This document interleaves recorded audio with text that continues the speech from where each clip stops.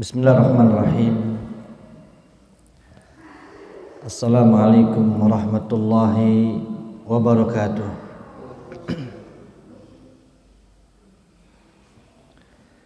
Innal hamdalillah nahmaduhu wa nasta'inuhu wa nastaghfiruh wa na'udzu billahi min shururi anfusina wa sayyiati a'malina.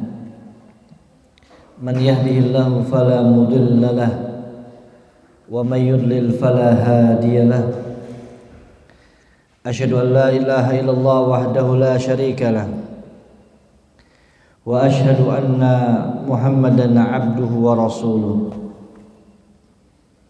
Allahumma salli wa sallim wa an'im wa barik ala abdika wa habibika Muhammad ibn Abdillah wa ala alihi wa ashabihi wa man sara bihudahu wa tamassaka bi sunnatihi ila yaumil qiyamati, amma ba'd. Wa laqad qala azza wa jalla fi kitabihil karim, ya ayyuhalladzina amanu taqullaha haqqa tuqatih wa la tamutunna illa wa antum muslimun. Jamaah rahimani wa rahimakumullah wa hafizakumullah jami'an.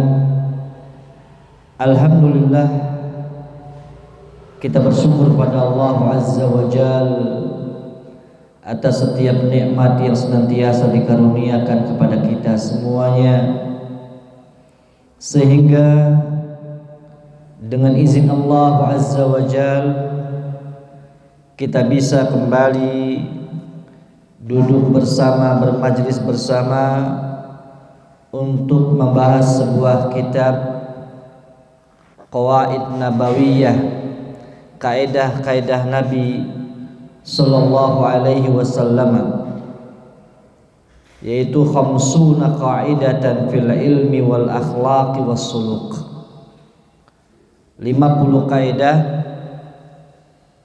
yang terkait dengan masalah ilmu, terkait dengan masalah akhlak, dan terkait dengan masalah karakter, yang dikarang oleh Syekh Dr. Abdullah bin Umar Al-Muqbil hafizahullah ta'ala. Dan pada kesempatan sore hari ini kita sampai kepada kaidah yang ketujuh, yang dimana kaidah ketujuh ini beliau memberikan sebuah temanya bersama sejenisnya jiwa-jiwa akan berkumpul, dan beliau mengambil sebuah potongan hadis Nabi sallallahu alaihi wasallam, al-arwah junudun mujannadah. Jiwa-jiwa itu dan roh-roh itu bagikan pasukan yang terhimpun, atau jiwa-jiwa akan berkumpul dengan sejenisnya. Di sini beliau hafizahullah ta'ala ingin menggambarkan kepada kita terkait dengan bagaimana penilaian seorang hamba, seorang manusia, bagus dan tidaknya agama seseorang, baik dan tidaknya akhlak seseorang, benar dan tidaknya ibadah yang dilakukan oleh seseorang. Maka di sini akan tergambarkan oleh kita semuanya, tergantung dengan siapa dia berkumpul, dengan siapa dia bergabung satu dan yang lainnya. Sehingga kalau kita katakan bahwasannya kita tidak mengetahui isi hati manusia, bagaimana kondisinya dia,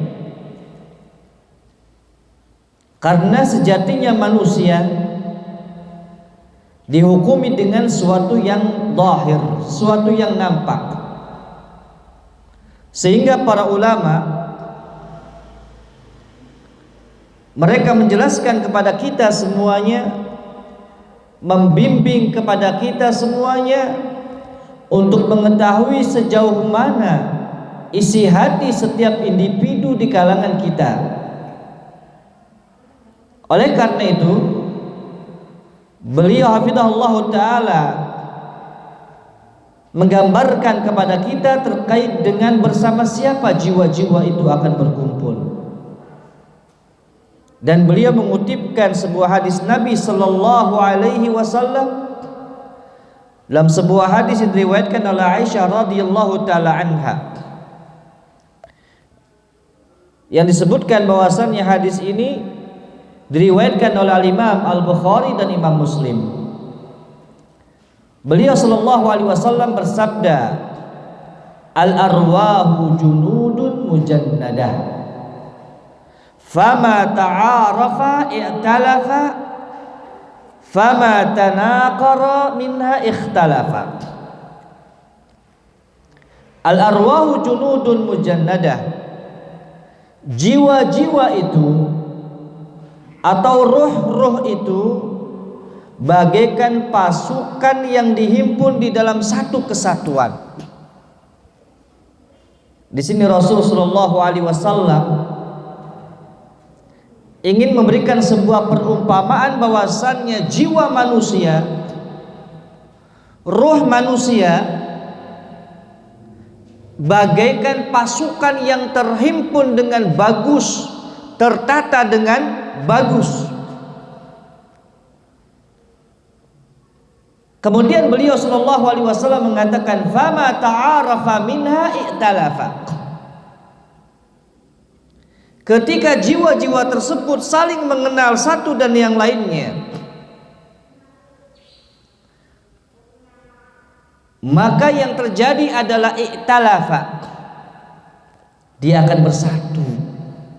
Dia mau bergabung. Dia mau dihimpun. Dia mau diatur,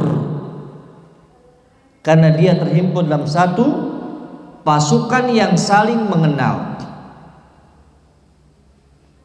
Kemudian kata Rasulullah SAW yang berikutnya, "Fama wama tanaqara minha ikhtalafa." Dan hati, jiwa-jiwa, ruh-ruh yang saling merasa asing di antara mereka, maka ikhtalafa, satu dan yang lainnya akan saling berpisah, tidak akan bisa ketemu. Di sini Nabi Shallallahu Alaihi Wasallam membuatkan kita sebuah kaedah yang sangat bagus dan luar biasa, agar kita ini tidak bingung di dalam masalah penentuan terkait dengan isi hati seorang hamba Allah Azza wa Jalla. Dan ini merupakan sebuah kaedah yang Nabi Shallallahu Alaihi Wasallam memberikan sebuah gambaran akan sebuah hikmah di antara hikmah-hikmah Allah Azza wa Jalla di dalam penciptaan manusia, yaitu at-tasyaqqul wa tamassul fil khairi wa syarri was salahi wal fasad. Menggambarkan kepada kita bagaimana bentuk dan persamaan seseorang di dalam kebaikan, seseorang di dalam keburukan, dan seseorang di dalam masalah kesalehan dan ketidaksalehannya dia. Kenapa? Karena akan menjadikan sebuah gambaran bagi kita dengan siapa cenderung seorang itu berkumpul, ya. Sehingga disebutkan oleh Imam Al-Khattabi rahimahullahu ta'ala, kata beliau, wa annal khaira minan nasi yahinnu ila syaqlihi wasyarir nadhirun dzalika yamilu ila nadhirihi fata'aruful arwah yaqa'u bihasabi ittiba'il ladzi jubilat 'alaiha min khairin wa syarrin fama ittafaqat ta'arafat wa idza ikhtalafat tanakarat. Al-Imam Al-Khattabi rahimahullahu taala beliau menjelaskan kepada kita, sejatinya manusia yang baik jiwanya, manusia yang baik dari sisi rohnya, maka dia akan rindu kepada roh jiwa-jiwa yang baik pula. Begitu juga kebalikannya, ketika seorang memiliki sebuah jiwa yang buruk, maka dia akan berkumpul dengan orang-orang yang buruk pula. Yang dicari adalah orang-orang yang buruk-buruk tuh.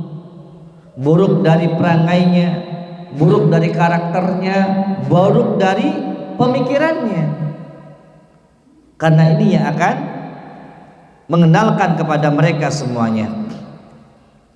Sehingga disebutkan fata'aruful arwah yaqa'u bihasabi ittiba' allati jubilat 'alaiha min khairin wa syarr. Sehingga para roh, para jiwa akan saling mengenal, sehingga akan hinggap sesuai dengan tabiat yang telah Allah ciptakan padanya, ya, baik itu dari kebaikan maupun dari kejelekan. Ketika mereka saling mengenal, maka mereka akan bersatu. Ketika mereka saling tidak mengenal, asing, maka mereka pun akan saling berpisah. Ya, ini sebuah gambaran sehingga tergambar oleh kita semuanya. Ketika ada seorang yang jiwanya suka untuk berjihad di jalan Allah Azza wa Jalla, bersungguh-sungguh dalam melaksanakan sebuah ketaatan kepada Allah Azza wa Jalla, maka dia akan mencari sosok-sosok yang senang untuk berjihad di jalan Allah. Siapa orang-orang yang senang berbuat baik, maka jiwa yang senang kepada perbuatan baik akan mencari temannya. Kemudian pula ketika ada orang yang suka berderma, suka bersedekah, maka jiwa yang sama-sama dengan dia akan berkumpul, yaitu kumpulannya orang-orang yang suka bersedekah. Akan tetapi ketika ada jiwa yang senang kepada cinta dunia, segala sesuatu itu ukurannya dunia, kesuksesan ukurannya dunia, status sosial ukurannya dunia, maka ngumpulnya bersama tuh orang-orang itu. Dia nggak mau berkumpul dengan orang-orang yang satunya. Kenapa? Karena ada sebuah pengenalan jiwa dan ruh mereka semuanya. Begitu pula ketika seorang senangnya berbuat maksiat, maka apa yang terjadi? Maka dia kumpul dengan pelaku-pelaku maksiat. Maka dia akan berkumpul dengan jiwa-jiwa yang senangnya bermaksiat. Oleh karena itu, kalau jiwa-jiwa kita ini senangnya duduk di majelis, maka orang-orang yang sesuai dengan jiwa-jiwa kita ini, maka dia akan senang untuk duduk di majelis. Ada pula orang yang dimana menghalangi sebuah majlisul ilm, maka dia akan kumpul bersama mereka semuanya. Dan itu sudah tergambarkan oleh Rasul sallallahu alaihi wasallam. Sampai-sampai Abdullah bin Mas'ud radhiyallahu taala anhu mengatakan, la tas'alanna ahadan an wuddihi iyyak, walakin undur ma fi nafsik lahu, fa inna fi nafsihi mislu dzalika, innal arwaha junudun mujannada, fama ta'arafa minha i'talafa wa ma tanaqara minha ikhtalafa. Abdullah bin Mas'ud radhiyallahu taala anhu menggambarkan kepada kita, ingin menjelaskan hadis Nabi sallallahu alaihi wasallam. Beliau mengatakan, la tas'alanna ahadan an wuddihi iyyak. Jangan sekali-kali kau bertanya tentang cintanya kepadamu pada siapapun pula. Jangan kau tanyakan kepada dia bagaimana cinta dia kepada seseorang. Walakin undur ma fi nafsika lahu. Tetapi lihatlah sejauh mana kecintaanmu kepadanya. Fa inna fi nafsihi mislu dzalik. Maka jiwanya juga, kecintaannya juga sebanding dengan kecintaanmu kepadanya. Ya, artinya apa? Jangan kita ngukur orang itu sejauh mana kedekatan dia dengan kita, kecintaan dia dengan kita. Sejatinya ketika kita cinta kepada dia, maka dia pun akan cinta kepada kita. Kalau cinta kita betul-betul murni karena Allah Azza wa Jalla, maka dia pun cinta kepada kita dengan kecintaan yang murni juga. Akan tetapi ketika kecintaan kita dibalut dengan sebuah kepalsuan, dibalut dengan sebuah kebohongan, dibalut dengan sebuah hal-hal yang penuh dengan kedustaan, maka dia pun pula akan membalut pertemanannya dengan apa yang kita lakukan kepadanya. Maka disinilah jiwa-jiwa akan berkumpul dengan sejenisnya. Kemudian kata beliau Abdullah bin Mas'ud radhiyallahu taala anhu menjelaskan kembali, innal arwaha junudun mujannadah. Sejatinya roh-roh itu yang tumbuh rasa cinta itu seperti pasukan yang diatur, pasukan yang sudah rapi. Bila cocok maka dia saling kenal, kalau dia tidak cocok maka mereka saling tidak mengenal. Dan ini sebuah gambaran yang sangat mudah sekali. Misalnya pula ketika seorang berada dalam sebuah pasukan, yang satu memakai seragam putih, semuanya pasukan itu seragam putih. Tiba-tiba ada orang datang dengan seragam hitam,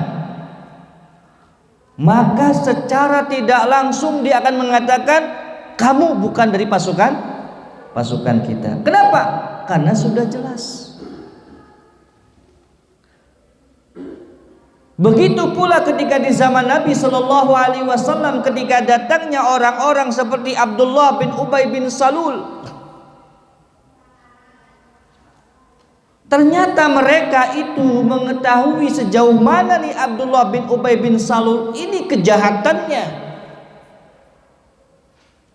yang dimana dia ini berkumpul dengan kaum muslimin dipenuhi dengan sebuah kedustaan.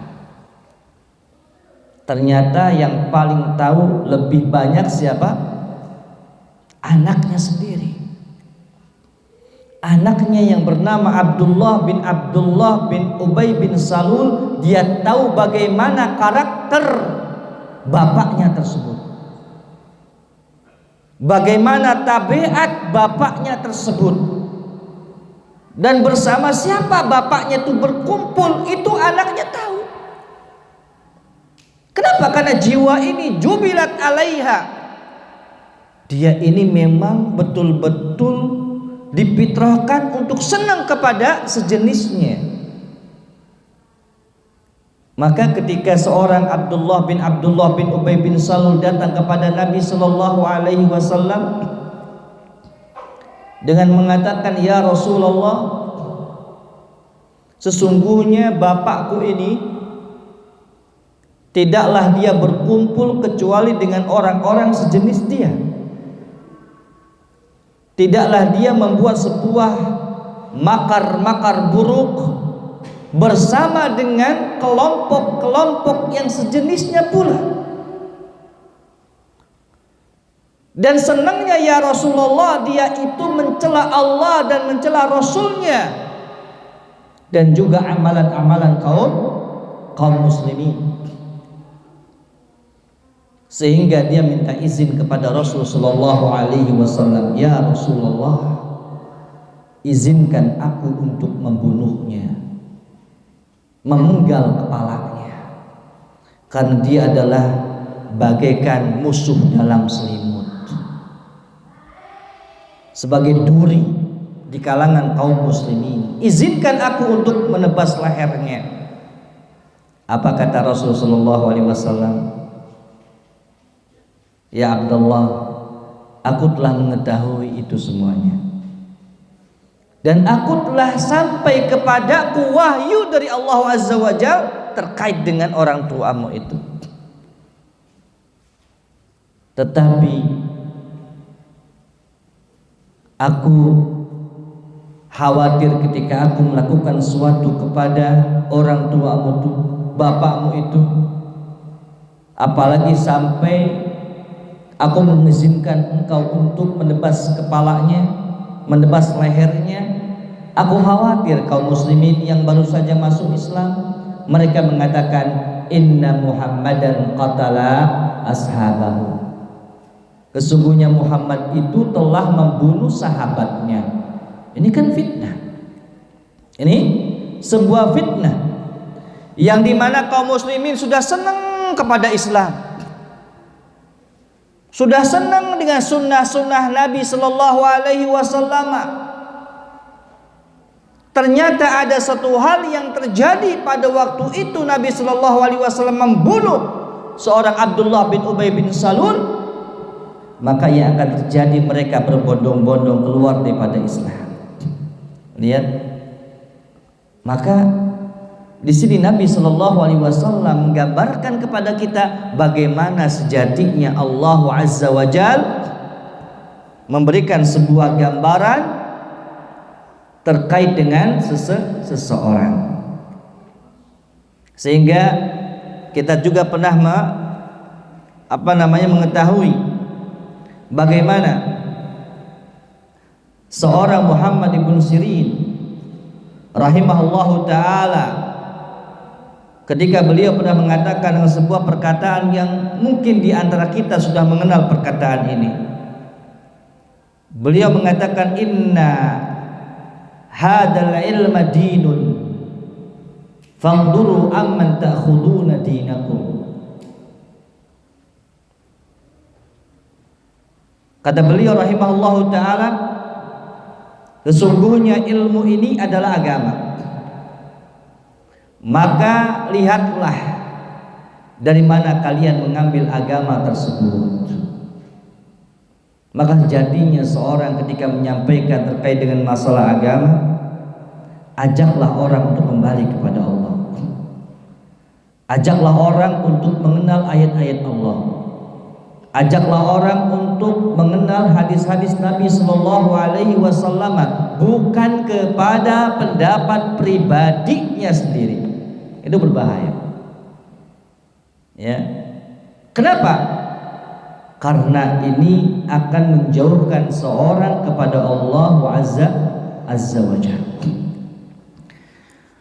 Jamaah rahimani wa rahimakumullah, sehingga kata beliau Syekh Abdullah bin Umar Al-Muqbil hafizahullahu ta'ala, kata beliau, maka biarkan kita nih untuk melihat terkait dengan masalah praktek secara amaliyah, bagaimana praktek amaliyah di dalam kaidah bahwasannya jiwa-jiwa akan berkumpul dengan sejenisnya. Berikan sebuah contoh adalah terkait dengan kisah Ashabul Kahfi, di mana Ashabul Kahfi ini mereka bukan orang yang semuanya saling mengenal. Contoh misalnya kelompok ini ya Ini kan kenal semuanya. Tetapi mereka ketika berada di gua itu sebelumnya nggak pernah ketemu. Sampai disebutkan kata beliau, sebagaimana diceritakan oleh ahli sejarah, ketika mereka Ashabul Kahfi melihat sebuah kerusakan yang terjadi di kaum mereka, dan mereka melihat dengan pandangan mata, kacamata ilmu yang mereka dapatkan, maka mereka melihat bahwasannya kaumnya tersebut sudah rusak, yang dimana mereka sudah terbiasa untuk menyembah kepada berhala, menyembah kepada orang-orang yang mereka anggap orang yang luar biasa, dikultuskan oleh mereka semuanya. Kemudian mereka pun menyembelih untuk selain Allah Azza wa Jal, yang kita mengetahui bahwasanya tidak boleh seorang menyembelih kecuali hanya untuk Sang Pencipta langit dan bumi ini, yaitu Allah Azza wa Jal. Maka lihat di kalangan komunitas yang ada tersebut, setiap mereka, individu mereka, akhirnya mereka tinggalkan itu kaumnya. Kemudian di yang lainnya pula dia meninggalkan lagi. Ada yang santai duduk di sebuah pepohonan, dia nggak mau disibukkan dengan sebuah kesibukan yang menyimpang daripada ibadah kepada Allah Azza wa Jalla. Dan datang lagi satunya sampai mereka itu berkumpul, dan mereka sebelumnya tidak saling mengenal, akan tetapi lihat bahwasannya jiwa-jiwa akan berkumpul dengan sejenisnya. Akhirnya mereka pun semuanya dikumpulkan dengan sebuah yang bernama tali keimanan. Tali keimanan, jiwa yang penuh dengan keimanan, itu yang menyebabkan mereka berkumpul.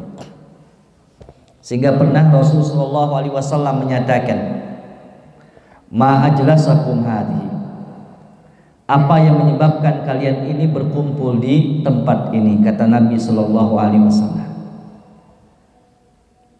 Kemudian kata mereka, ya Rasulullah, tidaklah kami berkumpul kecuali atau melainkan kami hanya ingin bersama-sama mengingat akan nikmat Allah yang diberikan kepada kita, anugerah dari Allah yang dilimpahkan kepada kita, bukan yang lainnya. Kemudian apa kata Nabi SAW untuk menegaskan kembali,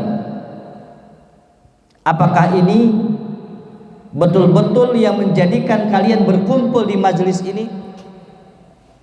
Kemudian kata mereka, ya Rasulullah, tidaklah kami berkumpul kecuali untuk itu ya Rasulullah. Maka Rasulullah SAW mengatakan bahwasanya Allah Azza wa Jal membanggakan mereka, membanggakan kalian semuanya yang duduk di majelis dalam rangka untuk itu di hadapan para malaikat. Subhanallah. Dan mereka adalah jiwa-jiwa yang betul-betul sejenisnya menginginkan sebuah kebaikan. Kemudian disebutkan pula bahwa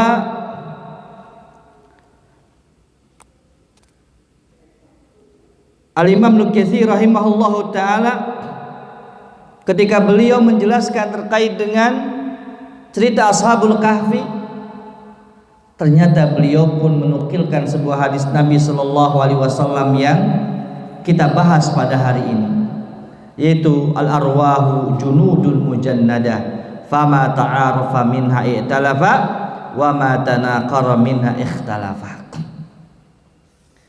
Jamaah rahimani wa rahimakumullah. Kemudian banyak pula hadis-hadis atau banyak pula ayat-ayat yang memperkuat hadis Nabi sallallahu alaihi wasallam ini, yang dimana Allah Azza wa Jal menggambarkan Di dalam surat An-Nur ayat ke-26, Allah Azza wa Jalla mengatakan al-khabisatu lil khabisin wal khabisuna lil khabisat wat tayyibatu lit tayyibin wat tayyibuna lit tayyibat. Allah Azza wa Jalla menggambarkan kepada kita wanita-wanita yang buruk, maka dia berhak untuk mendapatkan laki-laki yang buruk pula. Wal khabisuna lil khabisat, laki-laki yang buruk dia akan juga layak mendapatkan para wanita yang buruk pula. Wat tayyibatu lit tayyibin, dan para wanita yang baik dia akan mendapatkan sebuah atau seorang atau laki-laki yang baik pula. Wat tayyibuna lil tayyibat, dan juga sebaliknya.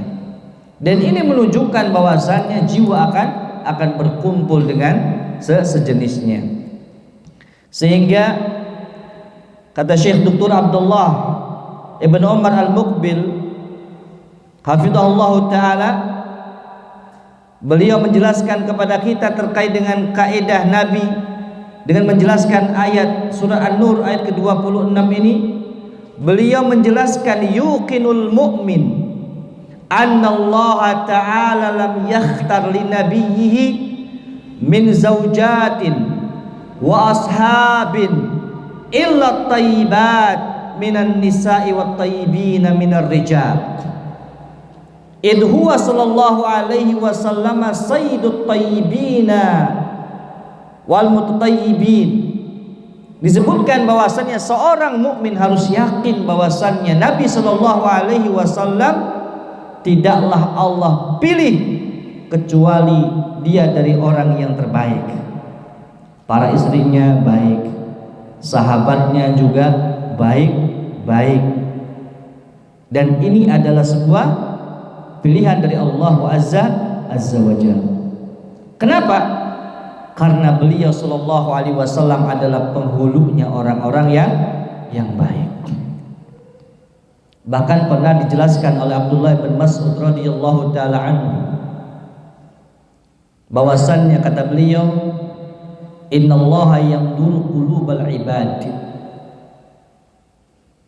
fawajada qalban nabi sallallahu alaihi wasallam afdalu qulubil ibad.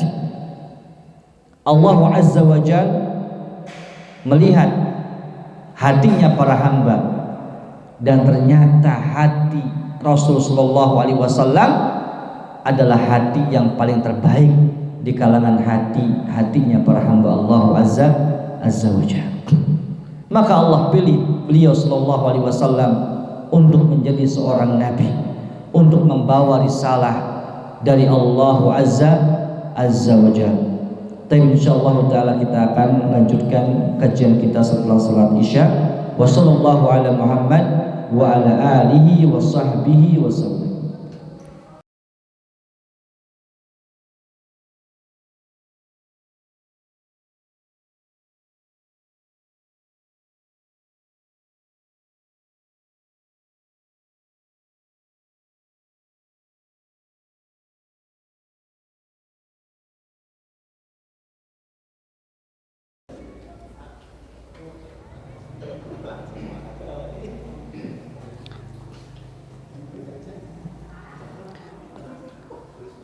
Bismillahirrahmanirrahim.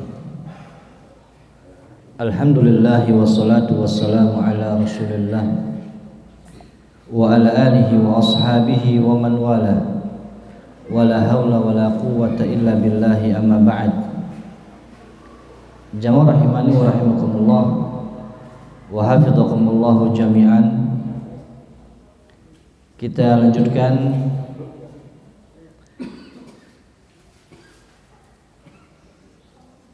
tadi beliau Syekh Dr. Abdullah bin Umar Al-Muqbil hafizahullah ta'ala menyebutkan bahwasannya banyak sekali ayat-ayat yang bermakna dengan hadis Nabi sallallahu alaihi wasallam, yaitu al-arwahu junudun mujannadah. Kemudian kita ambil ayat yang berikutnya yang menunjukkan bahwasannya Al-Qur'anul Karim itu sesuai dengan kaidah bersama sejenisnya jiwa-jiwa akan berkumpul, yaitu surat Takwir ayat yang ke-7. Allah Azza wa Jalla mengatakan wa idan nufusu zuwijat, dan apabila jiwa-jiwa itu dipasang-pasangkan. Kemudian di dalam ayat yang lain surah Shafat ayat ke-22 Allah Azza wa Jalla mengatakan uhsyurul ladzina zalamu wa azwajahum, kumpulkanlah orang-orang yang zalim di kalangan mereka bersama dengan pasangan-pasangannya.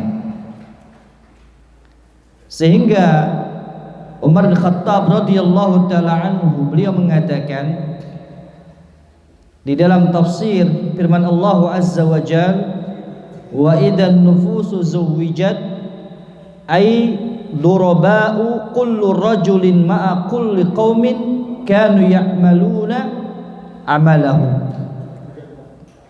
Bahwasannya ketika Allah Azza wa Jalla mengatakan dan apabila jiwa-jiwa itu dipasangkan, kalau orang yang zalim akan ketemu dengan pasangannya, kalau orang-orang yang saleh dia akan ketemu pula dengan pasangannya pula.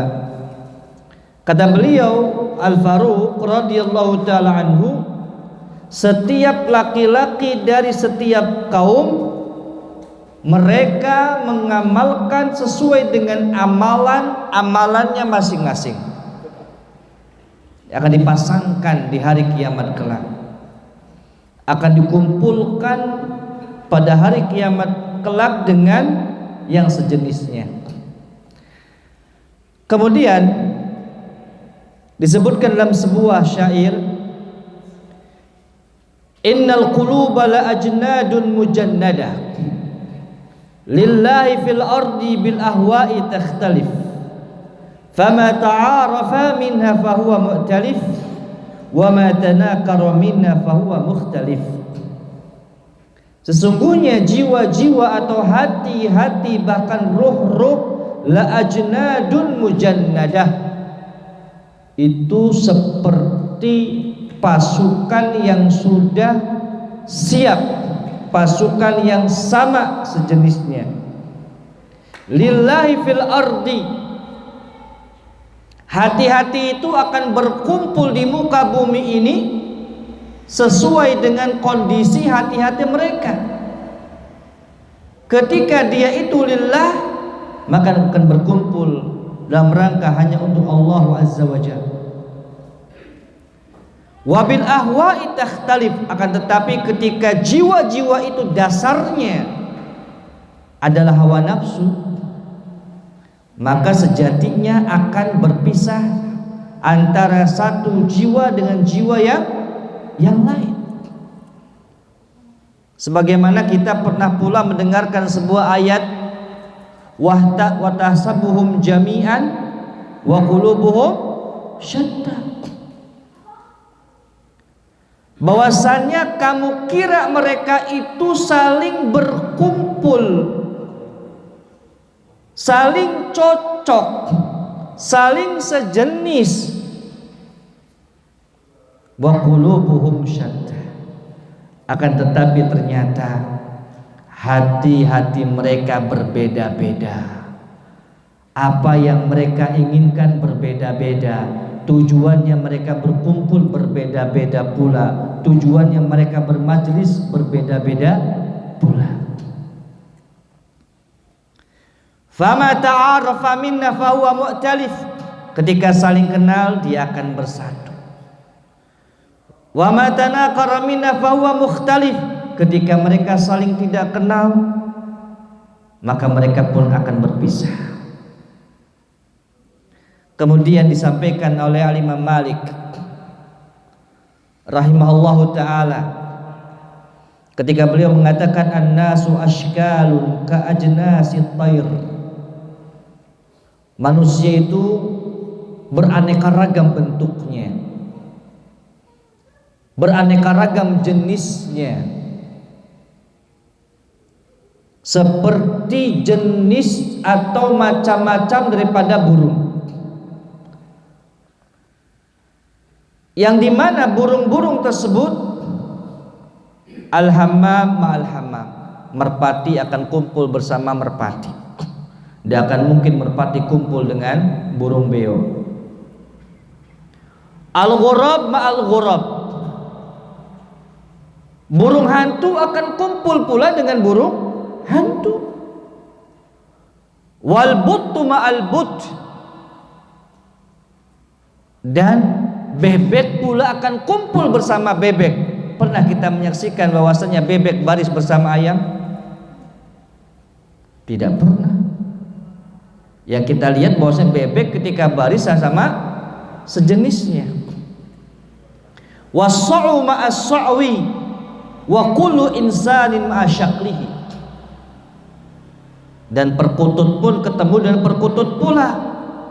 Begitu pula manusia, dia akan berkumpul dengan sejenisnya. Kalau dia suka baik, maka ngumpulnya dengan orang baik. Kalau dia sukanya buruk, maka dia kumpul dengan orang-orang yang buruk. Maka hati-hati ketika kita berkumpul dengan orang-orang yang tidak baik. Maka dikhawatirkan kita bagian daripada mereka semuanya.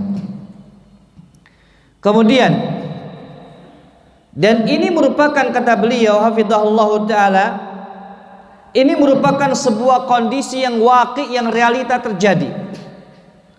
Seorang yang baik tidak nerima kecuali yang baik.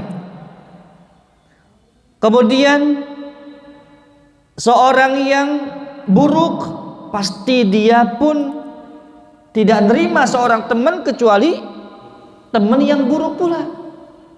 Apalagi ketika kita bergabung nih antara yang baik dengan yang buruk, kemudian yang baik itu nyampaikan sebuah apa? Sebuah nasihat. Apa katanya? Gak usah deh kamu ceramah. Di sini kita majelisnya bukan majelis ceramah. Ya. Sehingga nggak aneh ketika kita membaca surat Al-Qalam, ketika Allah Azza wa Jalla menjelaskan terkait dengan apa? Dengan ashabul bustan, para pemilik kebun, yang dimana orang yang baik pada waktu itu lebih minoritas dibandingkan orang-orang yang buruk. Orang yang baik ditolak nasihatnya, ditolak ujangannya. Kenapa? Karena tujuannya berbeda. Maka tadi kita di awal kita sampaikan di muqaddimah, orang yang sukanya bersungguh-sungguh di dalam mencari kebaikan, maka temannya yang akan kumpul bersama dia adalah orang-orang yang senang berbuat kebaikan. Kalau orang yang senang untuk bersedekah, maka dia akan berkumpul dengan orang-orang yang bersedekah. Akan tetapi ketika orang senang untuk berbuat maksiat, maka kumpulnya bersama orang-orang yang berbuat maksiat. Kenapa? Karena jiwa ini ketemu dengan siapa? Sejenisnya. Kemudian disebutkan pula, kata beliau hafizahullah ta'ala, annal ajsad allati fiha al-arwah taltaqi fid dunya fata'talifu wa takhtalifu ala hasabi ma ju'ilat alaihi min at-tashaqquli wat tanafuri bi bada'il khilqati.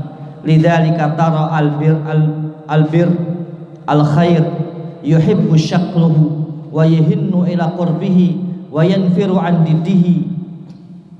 Di sini disebutkan, kata beliau, bahwasannya setiap jasad itu di dalamnya ada ruh, ada ruh.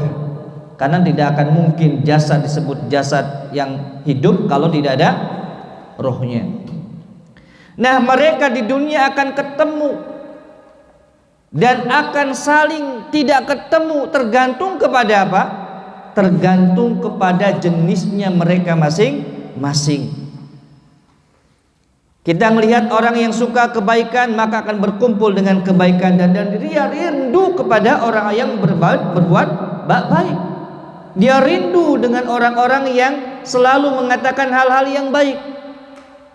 Kalau sehari dia tidak ketemu, rasanya apa? Rasanya sudah berbulan-bulan dia tidak ketemu.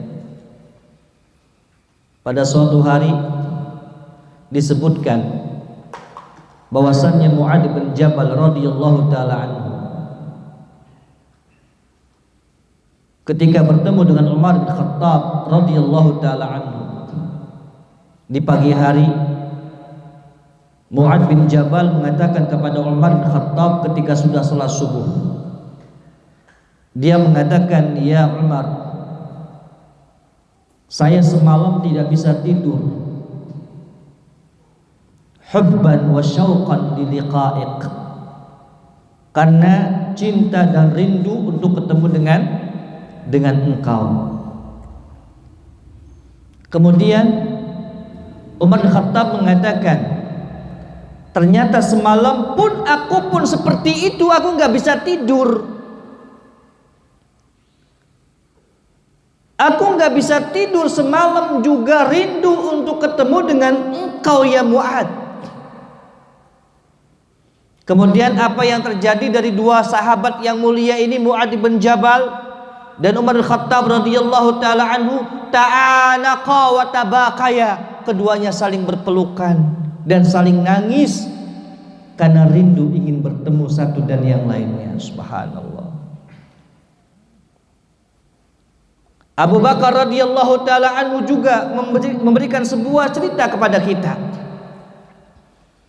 Ketika dia dipukulin oleh orang-orang sampai hancur, ya bengap mukanya, badannya semuanya memar, bahkan sampai disebutkan oleh seorang ahli sejarah bahwasannya Abu Bakar hampir meninggal dunia.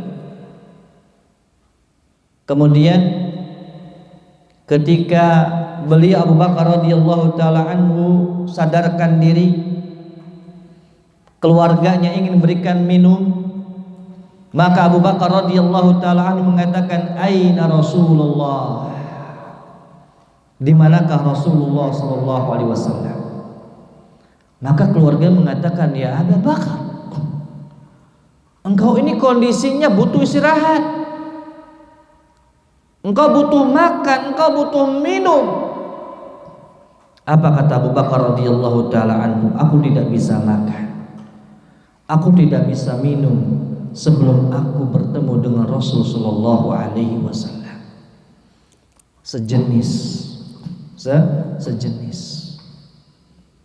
Maka ketika jiwa dan ruh itu sejenis dengan sebuah tujuan yang sama, orientasi yang sama, maka dia akan berusaha bagaimana dia itu bisa ketemu dengan saudaranya tersebut. Kemudian disebutkan kata beliau, "Al-fajir ya'lifu syiqlahu wa yastahsinu fi'lahu wa yanharifu an diddihi." Adapun orang yang fajir, orang yang senang kepada perbuatan maksiat, dia pun akan berkumpul dengan sejenisnya pula, dan dia akan membuat sebuah perbuatannya jadi bagus, perbuatannya jadi indah, perbuatannya seakan-akan dia berada di dalam sebuah ketaatan, padahal bukan dalam ketaatan. Ya, fa inna fi nafsihi mislu dzalika. Ya, dan tentunya apa yang terjadi pada jiwa temannya yang fajir pula seperti yang terjadi kepada temannya tersebut. Kemudian disebutkan oleh Abu Darda radhiyallahu taala anhu. Ketika Abu Darda radhiyallahu taala anhu menulis sebuah surat kepada Maslamah ibn Makhlad. Maslamah wa huwa amirun ala Misr. Maslamah bin Makhlad adalah seorang gubernur di Mesir. Kemudian Abu Darda radhiyallahu taala anhu mengatakan, amma ba'd fa innal abda idza amila bi ta'atillah ahabbahu Allah fa idza ahabbahu Allah ahabbahu ila khalqihi wa idza amila bi ma'siyatillahi abghadahu Allah wa idza abghadahu Allah wa idza abghadahu Allah bughdahu ila khalqihi. Disebutkan dalam sebuah surat nih, rindunya seorang Abu Darda kepada Maslamah ibn Makhlad, bahwasannya disebutkan sungguhnya seorang hamba ketika dia beramal dengan sebuah ketaatan kepada Allah, ahabbahullah, Allah akan cinta kepadanya. Apabila Allah mencintainya, ahabbahu ila khalqih, maka ini akan mendapatkan sebuah respon positif kecintaan dari makhluk Allah Azza wa Jalla. Ketika seorang hamba bermaksiat kepada Allah, abghadahu Allah, Allah akan benci kepada dia, Allah akan murka kepada dia, Allah nggak senang kepada dia. Maka ketika Allah nggak suka kepada dia, yang akan terjadi adalah apa? Semua penduduk muka bumi akan murka kepadanya. Ya. Ustaz, kok ada orang yang jelek tapi kok banyak yang mencintai, banyak yang suka? Berarti memang sejatinya orang-orang yang suka kepada dia adalah sejenisnya, ya, adalah sejenisnya. Akan tetapi ketika orang gak suka kepada orang yang saleh, maka sejatinya memang hatinya sudah berbeda, jiwanya sudah berbeda, tujuan orientasinya sudah berbeda. Ya. Maka kalau kita melihat ketika kita melaksanakan sebuah haji atau ibadah haji dan umrah, coba kita lihat, ya, di sana semuanya bentuknya sama, sedang melaksanakan ibadah umrah. Kita lihat bahwasannya dari Sulawesi, dari Sumatera, itu ketika ketemu dengan kita nih dari Jawa, itu luar biasa. Apa itu? Kedekatan. Kenapa? Karena kita sama-sama sedang beribadah. Ya.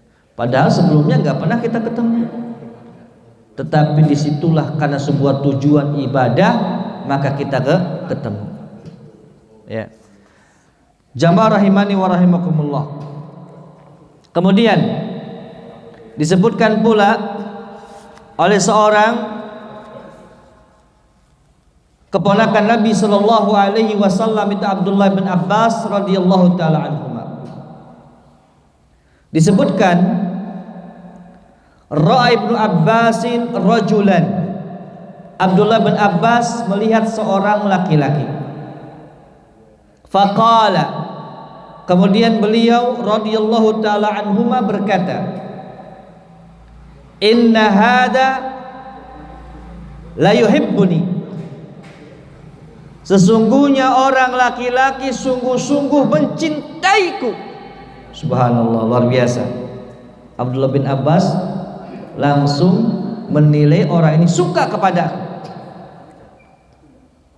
Kemudian mereka bertanya kepada Abdullah bin Abbas radhiyallahu taala anhu, wa ma ilmuk, apa buktinya bahwasannya orang itu suka kepada engkau? Ya, Abdullah bin Abbas hanya melihat kepada gerak-geriknya seorang itu sudah mengatakan apa? Dia itu cinta kepada aku. Ya, sekarang buktinya apa kalau dia cinta kepada engkau? Maka Abdullah bin Abbas mengatakan, inni la uhibbu, aku itu cinta kepadanya, maka dia pun akan cinta kepada aku. Subhanallah. Kalau kita nggak suka kepada orang, pasti orang itu nggak suka kepada kita. Ya, maka bentuk sukanya kita kepada orang atau orang suka kepada kita tergantung kepada kita. Yang tadi kita nukilkan sebuah perkataan siapa? Abdullah bin Mas'ud radhiyallahu taala anhu. La tas'alanna ahadan an huddihi lak. Jangan kau bertanya kepada orang bagaimana cinta orang kepadamu. Yang kita tanyakan, kamu cinta enggak kepadaku? Enggak usah. Ya. Apa kata Abdullah bin Mas'ud? Wangdur ma fi nafsid lahu. Akan tetapi lihatlah apa yang ada di dalam jiwamu tentangnya. Ya, kalau kita nih ingin nilai orang cinta kepada kita, bagaimana kita ini tentang orang tersebut. Ya, maka itu akan ketemu. Ya, jangan kita menanyakan kepada orang, kamu suka nggak sama saya? Nggak usah. Sekarang sejauh mana suka kamu kepada dia? Kalau kita sudah nggak suka kepada dia, maka sejatinya kita pun tidak akan suka kepada dia. Ya, sebagaimana tadi buktinya Abdullah bin Abbas radhiyallahu taala anhu, dia cinta kepadaku karena aku mencintainya. Ya, maka Bapak Ibu rahimani wa rahimakumullah, kalau pengen tahu kecintaan bapak, ya, maka sejauh mana kecintaan ibu kepada bapak. Ya, atau seorang suami istri pengen tahu kecintaan seorang istri kayak apa, pertanyaannya adalah sejauh mana seorang suami cinta kepada istrinya. Ya, maka itulah dibuktikan dengan seperti itu. Ketika seorang suami memberikan kecintaan yang palsu, maka seorang istri pun akan memberikan kecintaan yang palsu pula, karena jiwa itu akan berkumpul dengan sejenisnya. Kemudian jamaah rahimani wa rahimakumullah, maka yang bisa kita ambil faedah daripada kaidah yang mulia ini disebutkan oleh beliau hafizahullah taala, di antara sunnah Allah azza wa jal kepada makhluknya, bahwasanya Allah azza wa jal menjadikan setiap makhluk itu rindu dan tentram kepada siapa yang dia sukai dari tabiatnya, kepada siapa yang dia sukai dari sisi karakternya. Kemudian yang kedua, bahwasannya tidak akan mungkin Rasul sallallahu alaihi wasallam memilih para sahabatnya dari kalangan orang-orang yang buruk, dari kalangan orang-orang yang tercela di manusia. Itu sudah jelas, ya, karena Allah azza wa jalla melihat hati para hamba setelah Nabi, yang paling terbaik adalah qulubu ashabihi, yaitu hati-hati para sahabatnya ridwanullah alaihim ajmain. Kemudian yang ketiga, kata beliau, apabila engkau menjadikan amalan-amalan orang-orang yang suka membuat kerusakan itu sebagai amalan-amalan yang baik, maka perlu kiranya kita melihat kepada hati kita,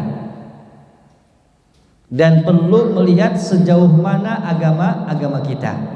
Kalau kita senang kepada siapa? Orang-orang yang berbuat kerusakan, ya, maka perlu kita cek hati kita, perlu kita cek bagaimana cara beragama kita. Kemudian faedah yang keempat yang disampaikan oleh beliau hafizahullah taala, kecintaan kepada orang-orang yang saleh dan amalan yang baik itu berpengaruh kepada sebuah kebaikan seorang hamba. Maka jamaah rahimani wa rahimakumullah, inilah faedah dari sebuah kaidah Nabi sallallahu alaihi wasallam, dari sebuah hadis Nabi sallallahu alaihi wasallam yang diriwayatkan oleh Aisyah radhiyallahu taala anhu dari Bukhari dan Muslim, terkait dengan bahwasannya jiwa akan berkumpul dengan sejenisnya. Mudah-mudahan Allah Azza wa Jalla mencatatkan kita termasuk orang-orang yang satu jenis, orang-orang yang dikumpulkan di dalam ketaatan kepada Allah Azza wa Jalla, yang dikumpulkan dalam melaksanakan semua amalan karena Allah Azza wa Jalla, dan mudah-mudahan kita pun dikumpulkan pula di hari kiamat kelak dengan orang-orang as-salihin wasyuhada wa hasuna ulaika rafiqa. Mudah-mudahan bermanfaat bagi kita semuanya.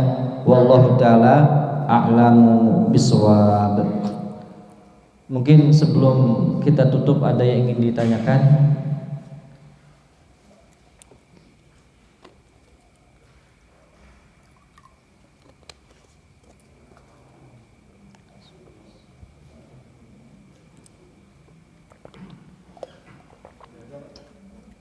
Monggo. Tidak ada?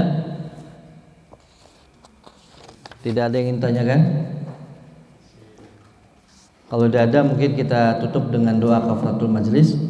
Subhanakallahumma bihamdika asyhadu an la ilaha illa anta astaghfiruka wa atubu ilaik. Assalamualaikum warahmatullahi wabarakatuh.